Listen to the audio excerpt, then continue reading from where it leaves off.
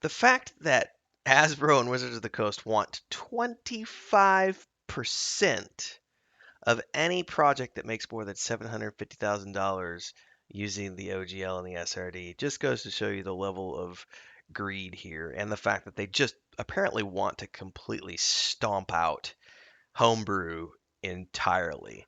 I should apologize in advance. There's gonna be a lot of chickens behind me this morning. I'm recording this at 5 a.m. on a Sunday, so it's early morning and on the homestead, and there's chickens everywhere. So it is what it is. Hopefully you enjoy it with your coffee with me.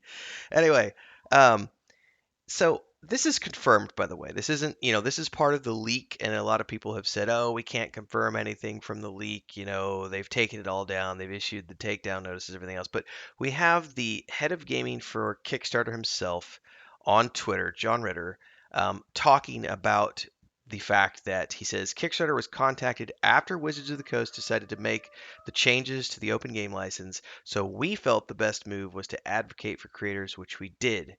We managed to get a lower percentage, plus there are more things being discussed. There are no hidden benefits or financial kickbacks for Kickstarter. This is their license, meaning Wizards of the Coast, not ours, obviously. And this was in response to Linda Codega saying that, mentioning that as part of the leak, Kickstarter will be the official preferred crowdfunding platform, which is the Coast. If you fund through Kickstarter and you make more than 750,000, you will only owe 20% royalties. No explanation is given in the OGL 1.1 as to why Kickstarter projects get this 5% kickback. So we know and we have confirmed from the head of Kickstarter Gaming that the percentage that Wizards of the Coast wants from you for any of your projects that have made more than that make more than $750,000, they want 25%. That number is absolutely ridiculous. Now I can see, 10%, maybe even 15%.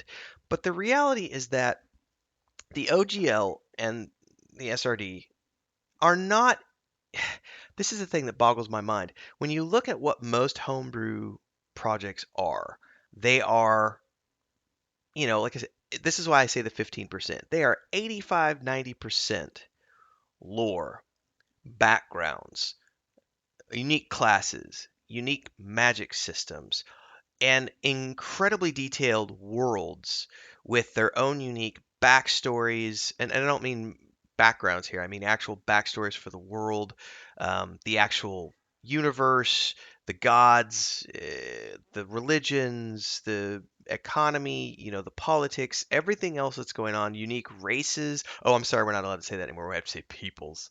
Um, all of the things that make a world unique, the product identity.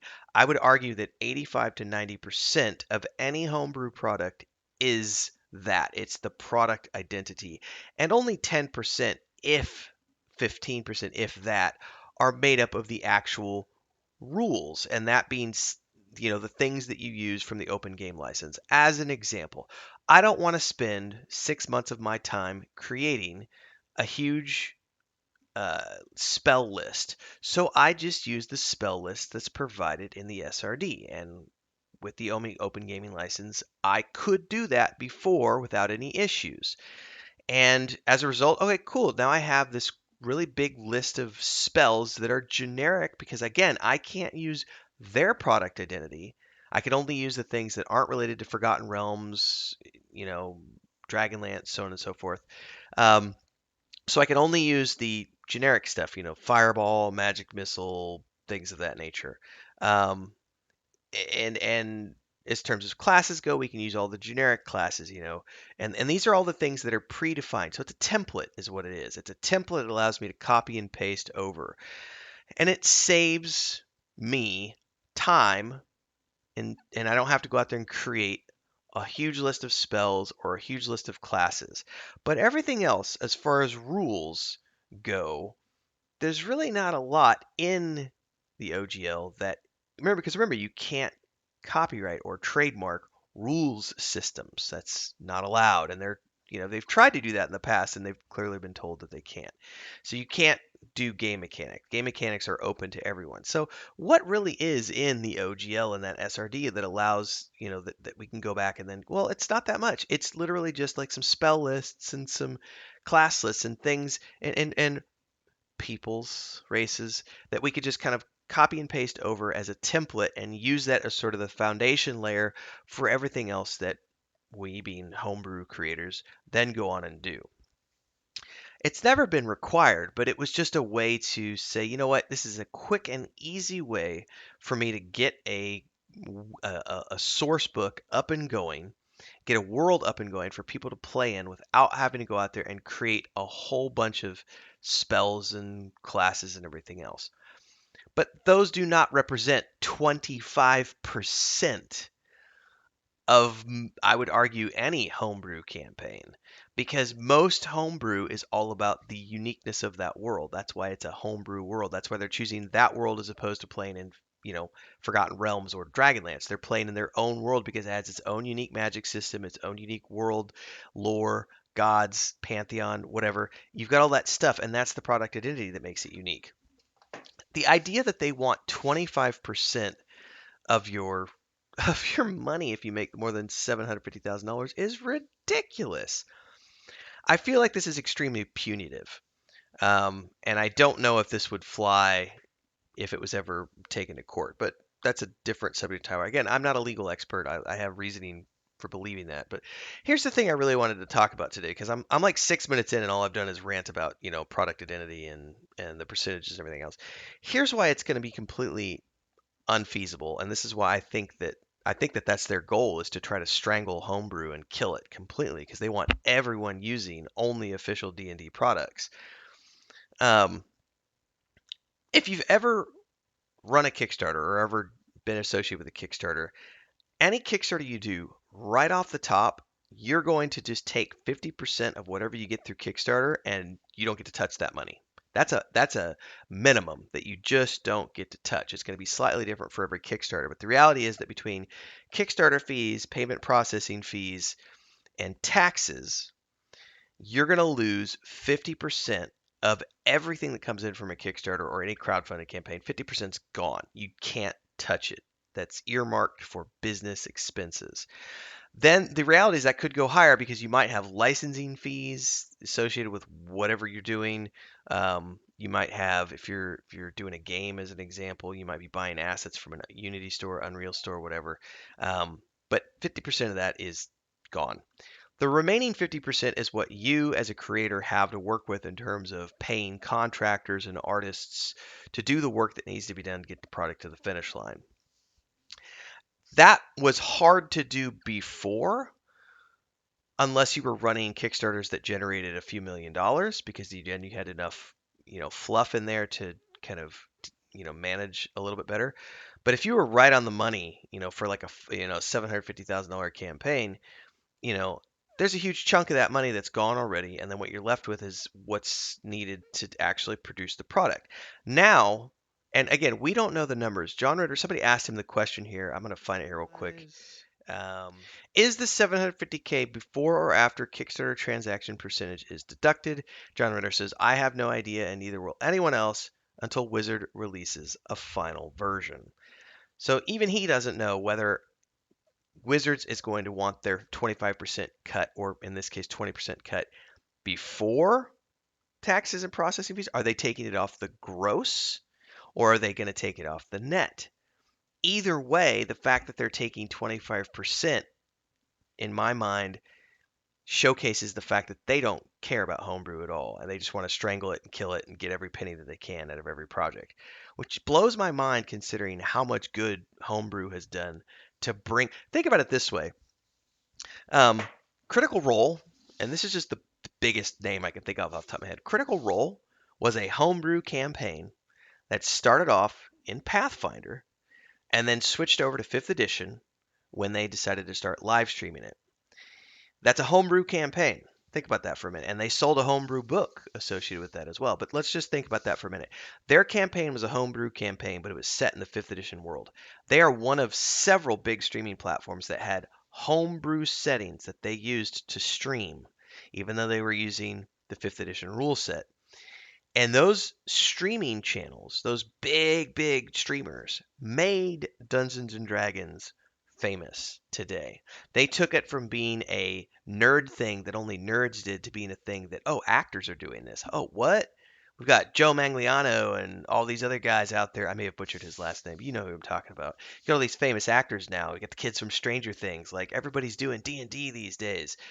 And while with Stranger Things they were doing the official campaigns, Critical Role was a and still is homebrew. It is homebrew.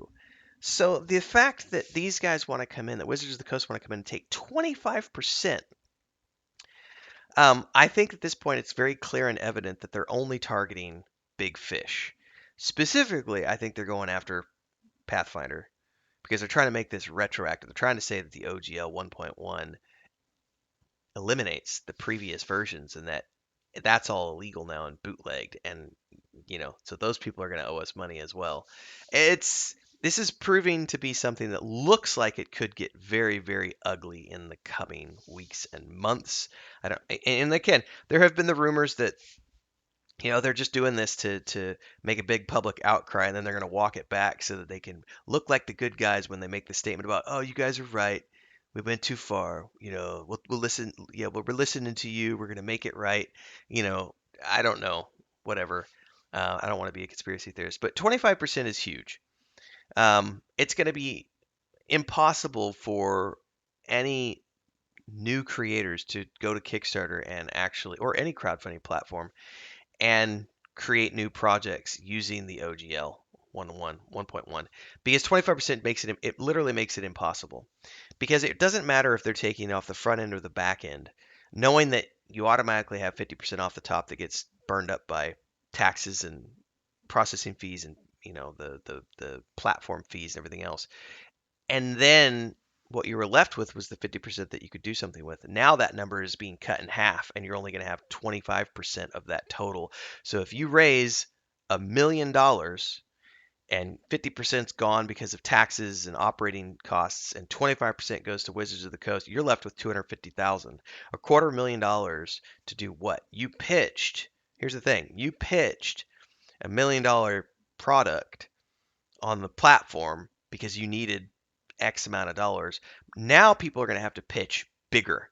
And they're going to have to say, well, if Wizards is taking 25% and this is taking 50 and this is taking 10 and all this other, I need to actually pitch a $3 million Kickstarter because 1.2 of that, or 1.5 or whatever, is all that I'm really going to be left with. And the rest is going to all these other blood sucking leeches. Um, it's not a good look. It's not a good look at all. I don't know in what world Hasbro and Wizards of the Coast think 25% is like something that people are going to put up with. This is literally, I mean, it's a really simple solution. You just go somewhere else. The 25% that I would have to pay you, let's just assume for a minute that I would run a $1 million Kickstarter campaign, right? And if Wizards of the Coast wants $250,000, that million, why would I give you that? I could literally pay two contractors $50,000 a piece. I could pay $100,000 for a year's worth of work from two contractors and have them design spell lists and class lists from scratch with all of the art included for 100 grand easily. I could probably do it for a fraction of that if I'm working with contractors from Latin America, Eastern Europe, Asia, so on and so forth, because the contracting rate is so much lower there. So you can subcontract and get much better prices. So I could easily design a complete monster manual, a complete spell list, class guides, and everything from scratch for the $250,000 that you're expecting me to pay you just because I'm using your templates. Yeah, not going to happen. And I think that's what most people are going to do is they're going to go away from this and say, well, if that's your stance on things, Wizards, see ya. I'm not going to be using your rule set anymore. And I think this is ultimately competition is a good thing because it drives industry, right? This pushes innovation, and I think that's what we're seeing here is we're finally hitting that brick wall where we're going to see more competition spring up now, and that's never a bad thing. Love to hear your thoughts. Drop them down in the comments below. I mean, we'll keep continuing this conversation as news comes out. It's not the only thing I do on my channel, so make sure to check out all the other playlists. But if you do like what I do here, like, subscribe, hit that bell icon, join a live stream. They happen every day. Support with a super chat. membership. Don't forget our Patreon page for our point and click game, tabletop world, and fantasy book series. And I'll see everybody in the next episode. Until then, stay safe. Keep sending me links for news, and I'll keep publishing stuff. Cheers, guys.